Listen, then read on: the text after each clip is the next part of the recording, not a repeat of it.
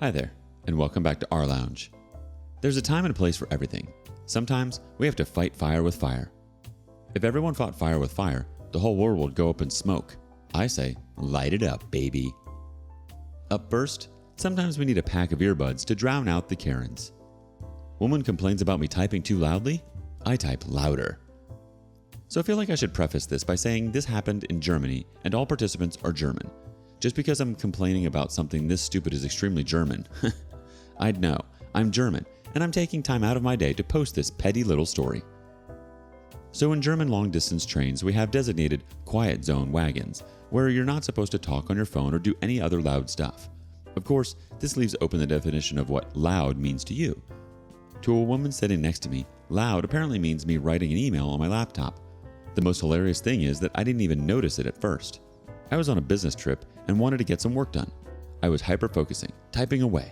I was vaguely aware that someone was talking next to me, but I didn't really notice what about until I heard the words, "I shouldn't have to put up with this."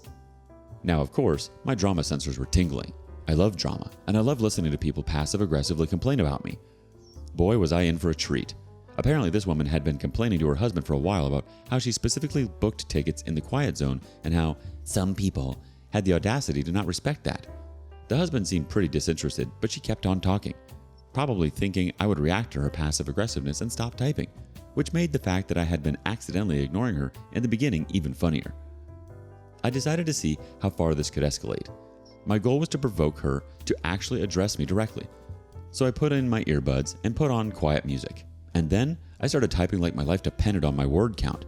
Before, when I was genuinely writing an email, I would write a few words then stop to think about what's next. Now, I was word vomiting. Like in those typing games where you write nonsense sentences and the goal is to do it as quickly as possible. I was Victor Hugo and this email was my Les Mis. I could still hear over the music and she said, "I'm gonna say something. I should say something, right?" to hubby like 5 times until she finally tapped me on the shoulder. Go time. I take my earbud off. Yes? "Hi, we're in a quiet zone. You should stop typing." I don't believe it's illegal to type on my laptop here. The rules are only about talking, music, and such. "This is a quiet zone. You should be quiet." Plenty of people use their laptops in the quiet zone. I've done it before. "And I bet you've gotten plenty of complaints." "No, you have the honor of being the first." Really proud of this one. I'm not usually witty on short notice. And I put my earbud back in and ignored her.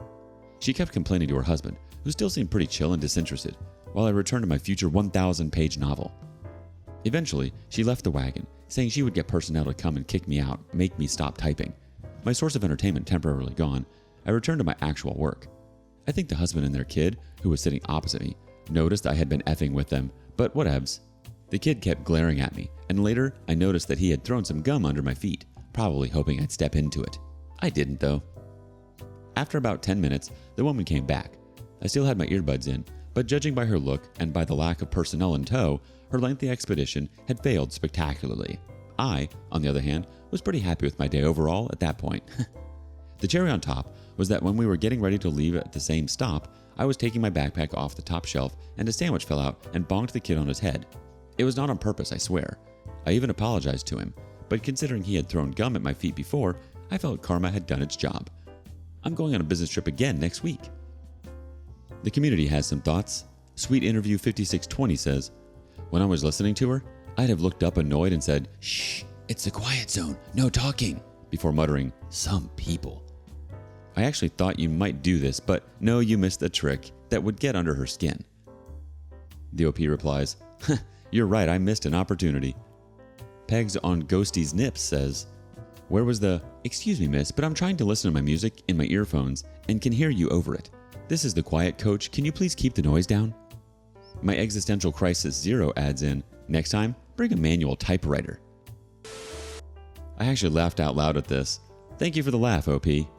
You're not petty at all for writing this. This woman was petty. Honestly, carry earplugs for other people next time you're in the wagon and they have an issue with you typing on the laptop. Give the plugs to them if they say anything to you. And unless she has superhuman hearing, I really doubt that you typing was actually louder than the sound of the train traveling.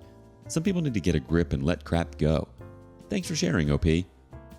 Have you ever experienced anything like this? Let us know below. Up next, time to crank it up to 11. Entitled sister gets mad and refuses when asked to keep the noise down despite telling others to keep their noise down. So my sister has been dating this guy for several years now. He is a very loud person. Whenever he stays over, which is a lot, they talk and sing and make random noise pretty much the whole time he's over, and I have kept my mouth shut despite being annoyed by it. We also have a friend living with us who also has a boyfriend. They are usually very quiet, except when doing the deed, if you know what I mean. My sister told her that they need to keep the noise down when they do it, and the friend listened and has stopped doing the deed at our house. Anyway, this morning me and the friend were woken up at around 9 by my sister and her boyfriend talking to each other by yelling from separate rooms. He was in her room, which is in between mine and the friend's room, and she was in the kitchen, which is also close to our rooms. The friend at one point also heard the boyfriend make a comment about kicking her cat in the head. Apparently the cat was chasing my sister's cat, and my sister was again yelling, this time at the cats. So when my sister got home from work at about 10 at night and I tried talking to her about it, I asked her if they could maybe not yell when there are other people sleeping in the house. She got mad at me, told me it's not her fault that I decided to sleep in, told me I can't complain because I apparently always have my TV loud in my room. I haven't been using my TV in my room for about 3 weeks, and when she has asked me to turn it down, I do. This happened with the friend too when she asked if they could keep the noise down at night. She even talked to the boyfriend about it and he said he didn't care. So basically we aren't allowed to make noise, but apparently they can. I asked my mom if she could talk to her about it, but she pretty much said it's not her business. Guess who the favorite child is? Scribbler Zombie has the first community comment. Make some noise, not with malice, but stop worrying about being a little loud if needed. Ambitious Key 331 says, question, are you, your sister, and friend living alone or with your parents? If you're living in an apartment away from your parents, there could be a noise ordinance in place that could jeopardize your living arrangement if she doesn't keep it down. Honestly, I think it's hard to wrangle different personalities together when they live in such small quarters. I mean, the solution just might be to live the way that you want to in your space without giving a care in the world. Make the noise you want, leave the garbage out, don't do the dishes. You could make a point that way, or perhaps it's time to consider moving out. She really doesn't have a right to tell you to keep it down when it seems like they're the ones that are making more of a disturbance in the household. Maybe it's time to fight fire with fire. What would you do? How should OP approach this? This Karen is really triggering some childhood trauma. Another Mad Mommy saga. As those of you that have seen my posts, I ran 2 comic and card stores and currently sell at a flea market in New York State. My most entertaining and or pathetic interactions are usually with the Mad Mommy aka Karen. It was a fine spring or winter day, I don't remember, in 1995 or so when a young kid came in and was looking at some of my cards in my display case. He saw a Fleer Ultra Gambit Chromium card that I had and wanted it, $5. His birthing parent, I know mother, said, and this is a direct quote, "You aren't spending $5 on a gosh darn card." He had 9 of the 10 cards in the set and the base set. This one card was the only one he needed to complete everything but autographs. I told Karen that this card was actually a $35 card, but since I got it out of a pack, I was selling it cheap. Doesn't matter. Everything in the store is a waste, stupid, and a ripoff. Usual Mad Mommy crap. She asked me how much a pack is, and I told her that they were $2 each. Using some logic that no rational person could ever understand, she allowed her son to buy 5 packs. For math impaired, that's $10 as opposed to the $5 for the card the kid wanted. Since my ethics will never allow me to take advantage of a kid, I explained her more honesty. I said, Karen, there is one of this type of card in a box, 36 packs, and 10 of them in the set. You could spend $720 and not get it, as opposed to the $5 for the card sitting 3 feet in front of her. She stated, maybe he'll get it. I said, no he won't. I got this card out of the box I have here. I have opened a case worth and never had 2 of them in a box. If you do this, I am ripping you off. She said that maybe this box is different. Okay, I took the $10 offered to me knowing what was going to happen. Kid opens them up, and of course, nothing. Karen says to the kid, don't you feel stupid wasting $10 on this crap? Kid goes, why should I feel stupid? You could have gotten me what I wanted for $5. Karen did not like that and started to yell at the kid. I then said to the kid, I'll tell you what, I'll trade you those cards for the ones you wanted. He was happily ready to do that when Karen screwed it up.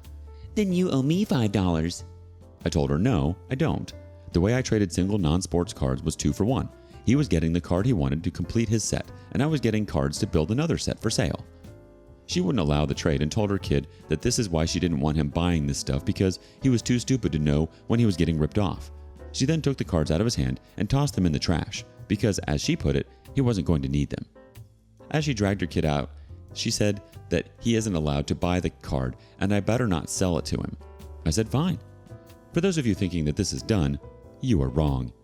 On a Friday afternoon, another kid comes in and buys it. Cool.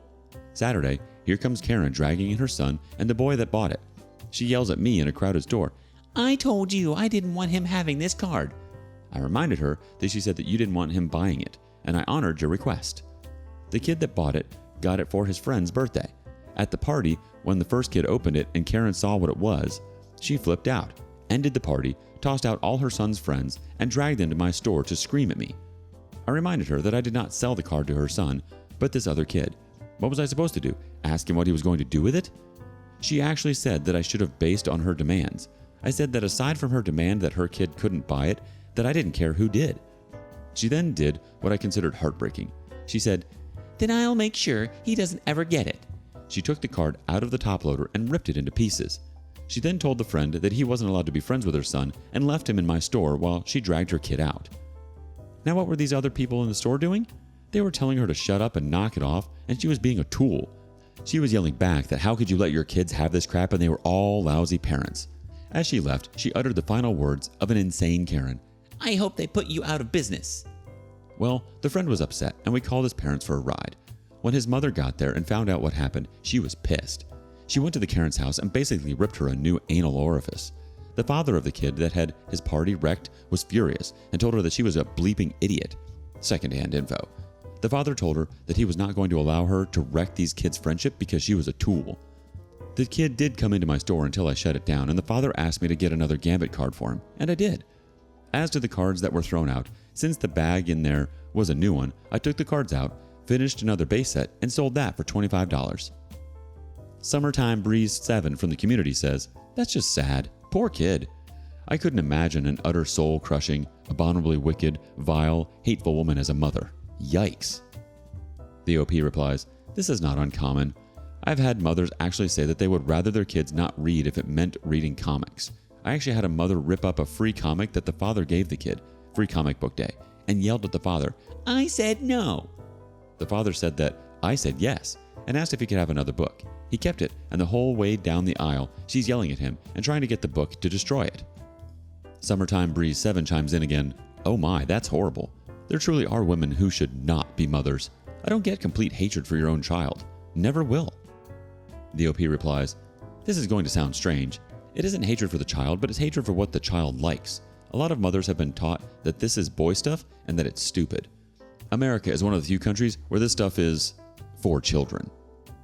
Belgard chimes in, "I said buying that card for $5 is stupid, and since I used gambling for $10, failed made me look stupid. I can only salvage my honor by making sure my kid never gets the card."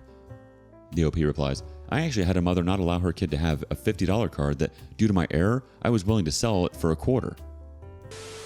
Honestly, I don't know why people do this because it just makes them look like absolute fools. And to go so far as to rip the card up and tell your child that they can't be friends with someone over something so silly. She needs to get her head out of her butt. Could you imagine having a parent like this? Do you or did you have a parent like this? Why wouldn't you just want your kid to be happy? Is she trying to teach him that he can't always get what he wants? Her logic doesn't even make sense. This poor kid. They're being taught that they can't like what they like. This is going to cause some serious problems as they grow older. Yikes. What do you make of this? Thank you for joining us today on rLounge. Before you go, be sure to like and subscribe and hit that notification bell. If you have something you want to say regarding today's content, share that with us in the comments below. See you next time.